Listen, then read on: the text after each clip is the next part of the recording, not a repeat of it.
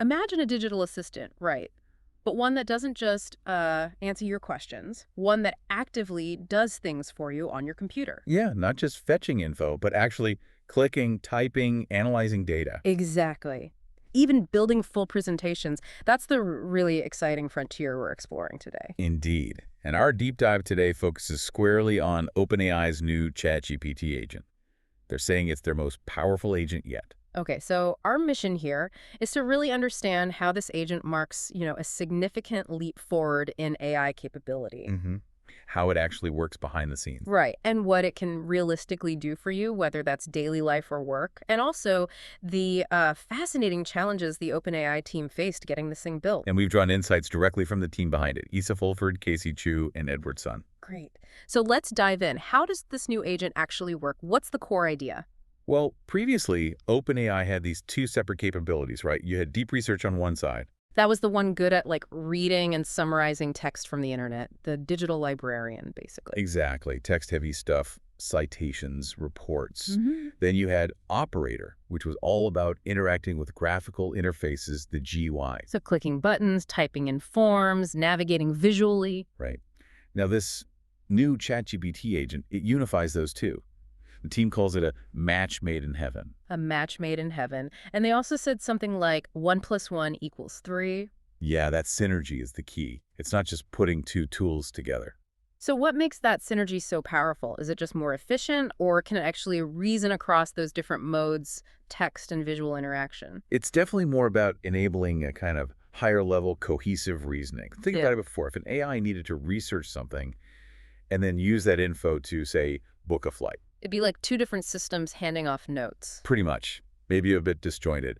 With this synergy, it's like one cohesive intelligence operating on a shared goal. Okay, I see. So, booking a complex trip, for example, Hmm. it can grab flight data efficiently using text research. Right. Then maybe switch to using GUI interaction to fill out a tricky visa form online, Uh-huh. and then maybe pull in other tools to create a presentation of the whole itinerary, hmm all with one continuous understanding of what you want. So that 1 + 1 = 3 really means tackling these multi-step, multimodal problems that were just clumsy or maybe impossible Yeah. before for a single AI. Exactly. It's a much more integrated approach. And beyond that core pairing, deep research and operator, what else is in the toolkit? Oh, there's more. It's got terminal access. Okay, so command line stuff for Yep. coding, file analysis. Yep.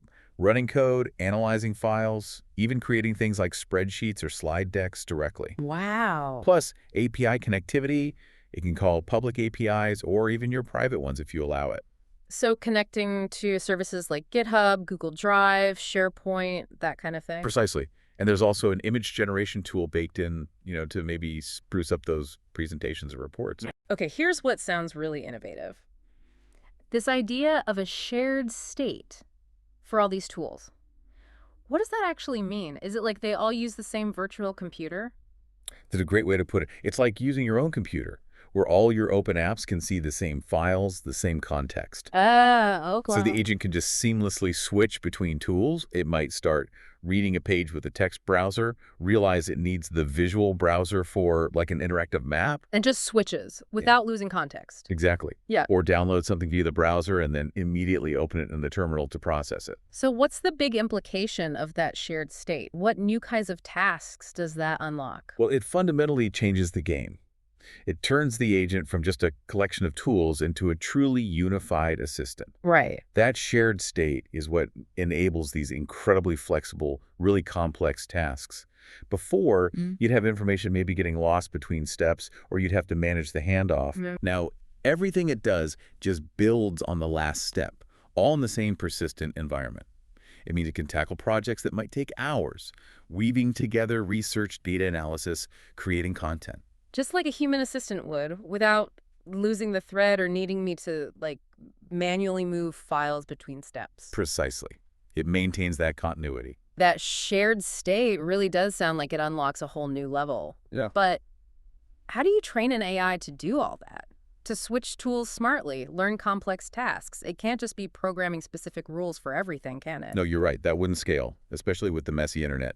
The training method is key, and it's primarily based on reinforcement learning RL. Reinforcement learning. So instead of explicitly telling it, use this tool for this specific website layout. Right. You essentially, metaphorically speaking, Lock it in a room, a virtual environment, and let it figure out the best strategies through loads of experimentation, trial and error. Why is that so powerful here? Because the internet is unpredictable. Exactly that. You can't possibly program it for every single website variation, every broken link, every pop-up ad. RL lets the agent learn to navigate that chaos, adapt its tool use on the fly, much like we do.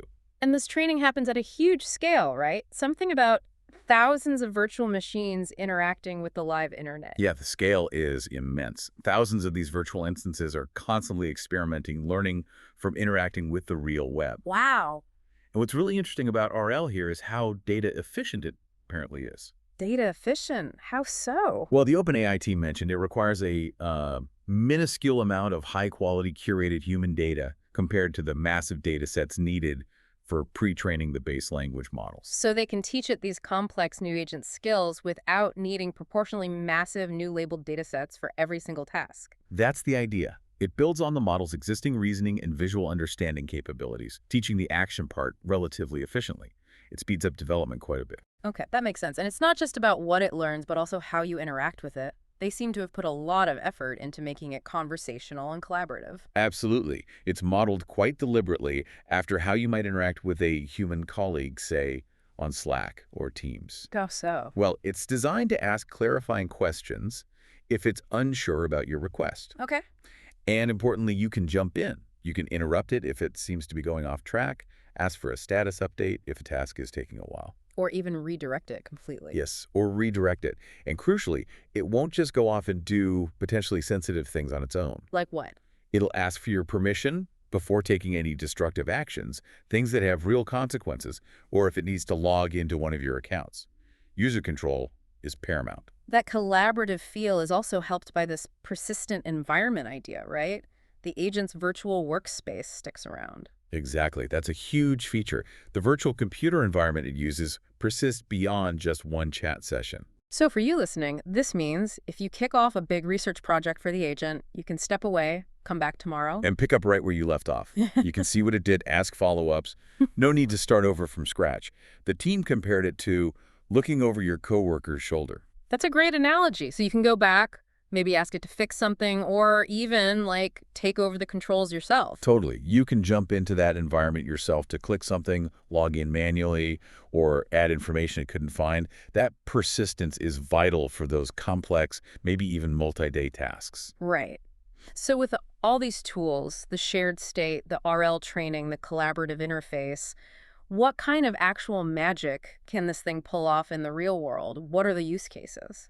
Well, the team trained it on a really wide range. You've got the classic deep research stuff generating long, detailed reports with citations, naturally, Okay. and the operator-type tasks, booking flights, online shopping, filling forms. Uh-huh. But it also extends to creating slide decks, building spreadsheets, performing pretty complex data analysis. So basically almost anything you might do on a computer. That seems to be the goal, yeah. If it involves interacting with a computer interface or digital information, they want the agent to be able to handle it. And are people already finding uses that maybe even surprise the developers? Oh yeah, definitely. The team shares some fun examples. Someone apparently used the API connector to do code search on GitHub.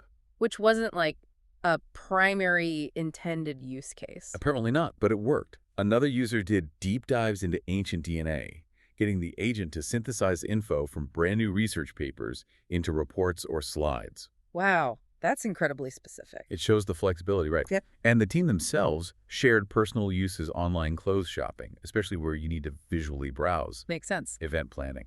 And one really striking example was asking it to estimate OpenAI's own valuation. They asked it to value itself. Kinda, yeah. And it apparently went off, created a financial model with projections, and then built a slide deck presenting it. That whole task took about 28 minutes of the agent reasoning and working. 28 minutes straight? That's persistent. And they mentioned some tasks have run for as long as an hour. Okay, so given those longer run times, who is this really aimed at? Is it for quick answers or more for people willing to wait? They use the term prosumer, a mix of professional and consumer. Prosumer. So someone who is willing to wait, say, 30 minutes for a detailed report. It bridges the gap between quick consumer tasks and deeper professional work. And they claimed superhuman performance in some areas. They did, yeah. specifically in some research tasks and certain data science benchmarks. What does superhuman mean in that context? Faster, more accurate.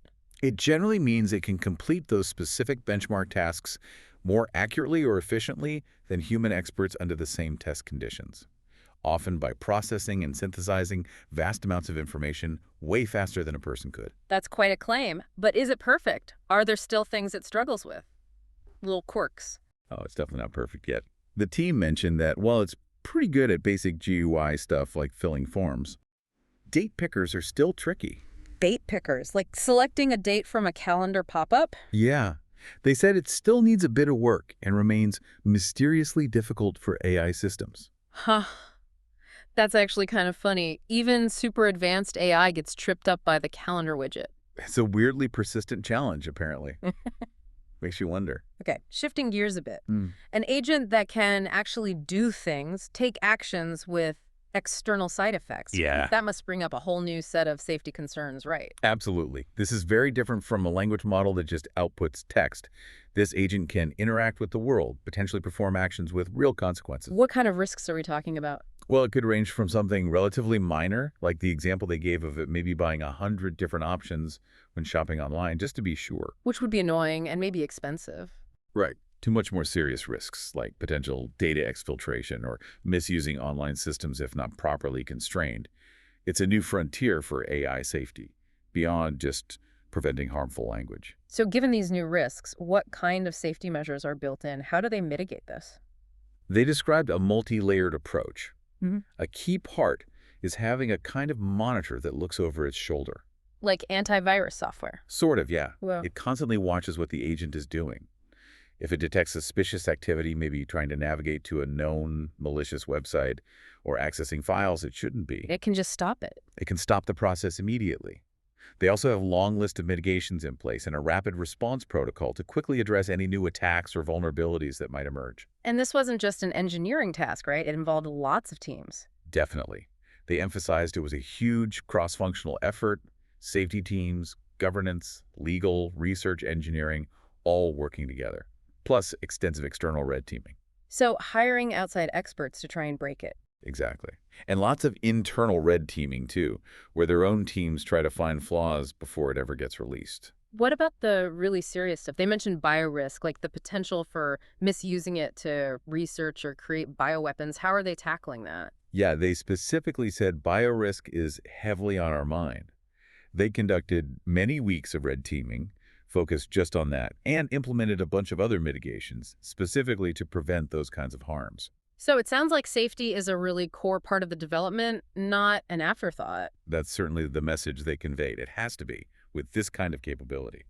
Beyond those, let's call them malicious use risks, what about just the practical headaches of training an AI that has to interact with the real messy internet all the time? Oh, that's a huge engineering challenge in itself. You've got thousands of virtual machines trying to browse the web simultaneously. Things must break constantly. Websites go down, layouts change without warning. Exactly. Captchas pop up, sites have rate limits, servers get overloaded. It's not just an AI training problem. It's a massive distributed systems challenge, like trying to conduct an orchestra in the middle of a hurricane. So keeping those thousands of virtual machines running and interacting reliably with the unpredictable web is a feat in itself, separate from the AI learning part. Absolutely. It's a critical and probably often unsung part of making this kind of agent actually work in practice, dealing with that inherent chaos of the live internet. Okay, so looking down the road, Hmm. what's the longer-term vision here? They mentioned the successful merging of those deep research and operator teams. Yeah, that internal collaboration between research, product, and design seems key. They stress that the whole effort is grounded in how we want people to use it in the real world.